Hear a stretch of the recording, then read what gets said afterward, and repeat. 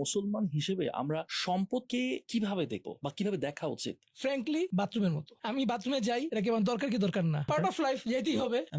কিন্তু আমি কি এনজয় করি বাথরুমে থাকা? মানে আমার বাথরুমে যেতেই হবে, বাথরুমে থাকতে হবে, বাথরুমই আমার লাইফ। নো, বাথরুমে যাই, দরকার শেষ, কাজ শেষ, বেরো চলে আসি, খালাস। ওয়েলথ হচ্ছে আমার একটা টুল, বেঁচে থাকার ওয়ান অফ দ্য টুল, এর বেশি কিছু না। আমি ভেবে দেখবো আমার যতটুকু দরকার বেঁচে থাকার জন্য ততটুকু রাখবে, আমি এটা দিয়ে যেটুকু ভালো কাজ করা দরকার সেটা ভালো কাজ করবো। বাট ডেফিনেটলি এর বাইরে অনেক কিছু আছে যেটা লাইফে অনেক হায়ার মিনিং এনে দেয়, হায়ার অ্যাচিভমেন্ট এনে দেয়, হায়ার ফিলিংস এনে দেয়, যে আমার বেঁচে থাকার জন্য খুব ভালো, I am feeling good, fulfilment এনে দেয়। এরকম অনেক কিছু আছে। সবচেয়ে বেস্ট ওয়েলথের থেকেও বেশি ওয়েলথ, রাসূলুল্লাহ সাল্লাল্লাহু আলাইহি সাল্লাম এই কথাটা বলছেন যে নবী রাসূলরা ওয়ারিস হিসেবে টাকা পয়সা রেখে যান না, তারা নলেজ রেখে যান। এই নলেজটা যে নিতে পারে সে তো আসলে সবচেয়ে বেস্ট ওয়েলথ নিছে। পৃথিবীর যত ওয়েলথ আছে সবচেয়ে বেস্ট ওয়েলথ হচ্ছে নলেজ, যেটা নবী রাসূলরা রেখে গেছেন, আল্লাহর কাছ থেকে পাইছেন, আল্লাহ যা দিচ্ছেন সেটা তারা নিয়ে আসছেন। কারণ আপনি সোনা তুলতেছেন কোত্থেকে? মাটির তলা থেকে। আর আপনি নলেজ কোত্থেকে পাইছেন? আসমান আল্লাহর কাছ থেকে। কোনটা উঁচু কোনটা নিচু এটা তো আমরা চিন্তা করলে বুঝতে পারি।